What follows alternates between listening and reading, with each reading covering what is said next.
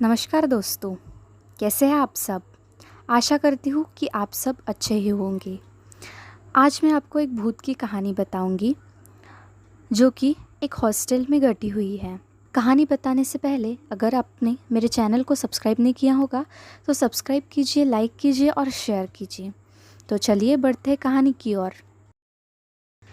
यह घटना मेरे बचपन काल की है, यानी कहा जा सकता है कि 25-30 साल पहले की। हमारे जिले जवार की ही यह घटना है। जी हाँ, बड़े नामचीन महाविद्यालय की घटना। यह महाविद्यालय बहुत पुराना होने के साथ ही साथ आज भी अपनी गरिमा को बनाए हुए है और इसकी गणना सुप्रतिष्ठित शिक्षण संस्थानों में होती है। दूर दूर से बच्चे यहाँ शिक्षा ग्रहण के लिए आते हैं। इस महाविद्यालय में कई हॉस्टल हैं जिसमें मेधावी छात्र रहते हैं और पढ़ाई लिखाई में इस महाविद्यालय और अपने घर परिवार का नाम रोशन करते हैं। एक बार की बात है कि ओजस्वी नामक हॉस्टल में बिहार का एक लड़का रहकर पढ़ाई करता था। वह बहुत ही मेधावी और मिलनसार था। हॉस्टल में उसके साथ रहने वाले अन्य बच्चे उसे दुबे भाई किया करते थे। दुबे जी पढ़ाई लिखाई में अन्य बच्चों की मदद करने के साथ ही साथ उनकी अन्य परेशानियों को दूर करने के लिए सदा तत्पर रहते थे। हॉस्टल में उनका बहुत ही मान सम्मान था।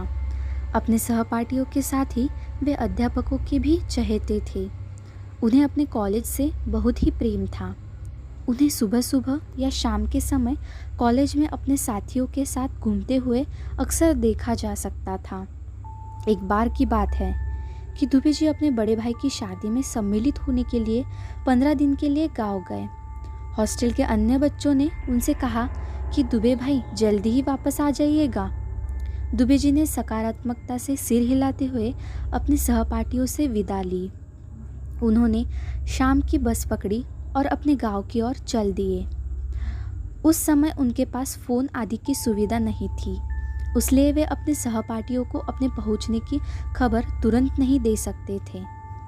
खैर, इधर हॉस्टल में दुबे जी की कमी तो सहपाठियों को खलती थी, पर उन्हें संतोष था कि 15 दिन की ही तो बात है, फिर दुबे जी उन लोगों के साथ ही तो होंगे। आखिरकार वह 15 दिन के समय की आयु पूर्ण हुई और दुबे जी का पदार्पण हॉस्टल में हो गया। यह पदार्पण कुछ अलग हटकर था, क्योंकि दुबे जी के चेहरे पर से पहले वाली मुस्कान गायब थी और साथ ही उनका मिलनसार रवैया भी। अब तो दुबे जी पूरे के पूरे बदले हुए नजर आ रहे थे। यहाँ तक कि आने के बाद ना ही वह अपने किसी सहपाठी या रूम पार्टनर से अच्छी तरह से बात किए और ना ही घर परिवार, शादी विवाह आदि की कोई बात बताई। एक दिन रात को खाना बनाते समय उनके रूम पार्टनर ने कहा कि दुबे जी, आज की रात आप जो बोलोगे वही बनाऊंगा। तो दुबे जी ने बेमन से कहा कि अपने हिसाब से बना लो, वैसे भी मुझे आज भूख नहीं है। दुबे जी की यह उदासी, बदला बदला स्वभाव उनके रूम पार्टनर को परेशान किए जा रहा था। वह सोच रहा था कि कब कोई दुबे जी के घर का व्यक्ति आए और वह उनसे बातें करे, क्योंकि उस समय रूम पार्टनर के लिए दुबे जी अब रहस्यमय होते जा रहे थे, क्योंकि वे हर बात को टालने के साथ ही साथ कभी कभी दिन भर गायब भी रहते थे। एक दिन तो एक ऐसी भयावह, रोंगटे खड़े करने वाली घटना घटी कि रूम पार्टनर बेचारा बीमार पड़ गया और छुट्टी लेकर एक हफ्ते के लिए उसे गांव जाना पड़ा। हुआ यह कि एक दिन सवेरे सवेरे रूम पार्टनर उठकर टहलने चला गया था। उधर ही कहीं से नीम के दातुन तोड़ लाया था। उसने देखा था कि जाते समय तो दुबे जी अपनी खाट पर सोए थे, पर आने पर उसने पाया कि दुबे जी तो रूम में है ही नहीं। खैर, उसे लगा कि कहीं गए होंगे, अभी आ जाएंगे। उसके बाद वह कमरे में टंगे एक बड़े शीशे में देखते हुए अपने बाल में कंघी करने लगा। अरे, अचानक उसे शीशे में उसे दुबे जी का चेहरा दिखाई दिया। वह तो चौंक गया और पीछे मुड़कर देखा तो पीछे दुबे जी थे ही नहीं। फिर वह डरते डरते शीशे की ओर मुड़ा तो शीशे में दुबे जी का चेहरा ही नहीं था। वह एकदम से परेशान हो गया और थोड़ा डरते हुए अपनी खाट की ओर बढ़ने लगा। खाटों के पास पहुंचकर क्या देखता है कि दुबे जी तो अपनी खाट पर सोए हैं।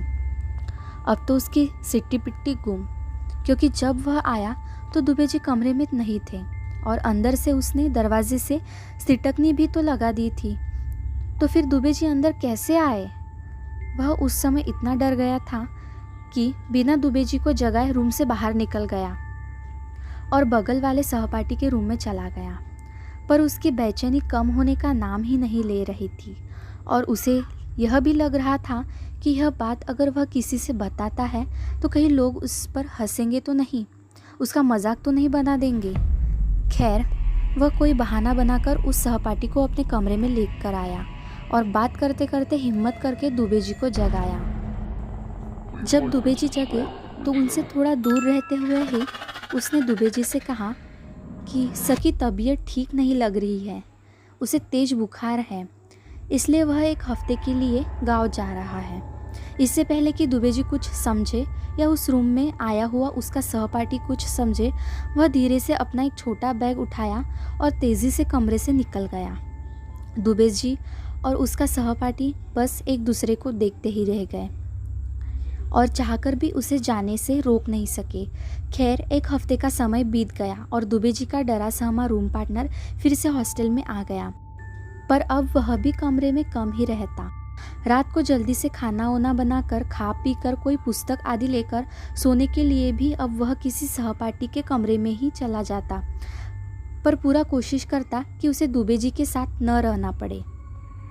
एक दिन तो दुबे जी के रूम पार्टनर पर ऐसा डरावना भयावह तुषारपात हुआ कि डर के मारे उसकी शरीर कांपने लगी और वह अपने आप को संभाल नहीं पाया और बेहोश होकर गिर पड़ा। साथ ही उसके आसपास के कमरे में रहने वाले बच्चों के चेहरे पर भी हवाइयाँ उड़ने लगी और सबके सब भयभीत होने लगे। हुआ यह कि एक दिन दुबे जी का रूम पार्टनर सुबह सुबह अपने कुछ सहपाठियों को अपने रूम पर बुलाया लिया था और सबके लिए चाय बना रहा था।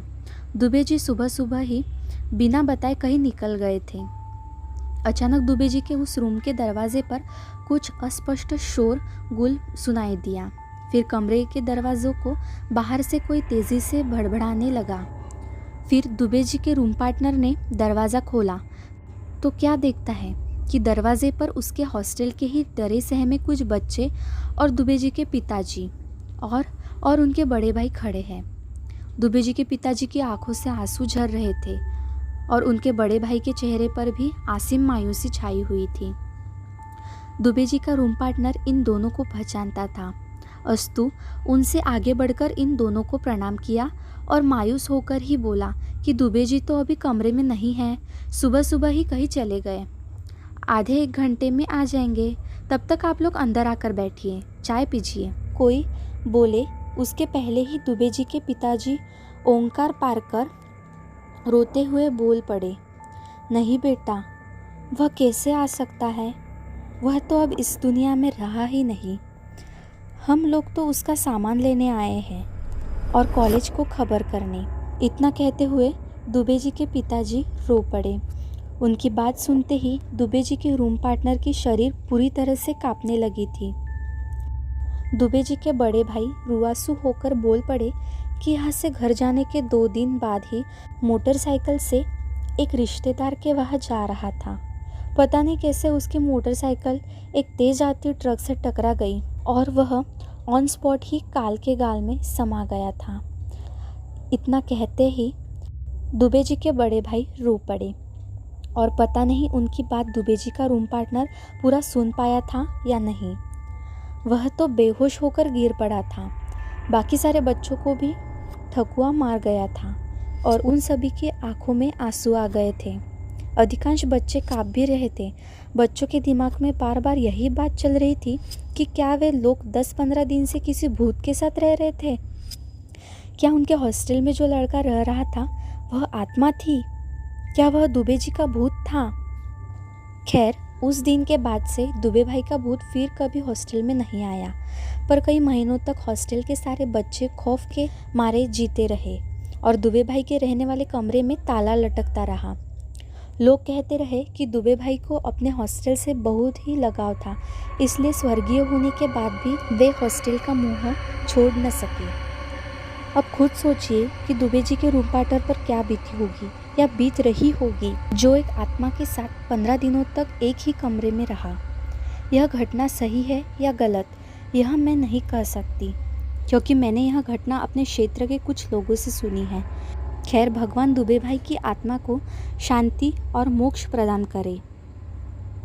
तो आपको ये कहानी कैसे लगी मुझे कमेंट करके ज़रूर बताइएगा, और ऐसी ही भूतों की कहानी सुनने के लिए मेरे चैनल को सब्सक्राइब करिएगा।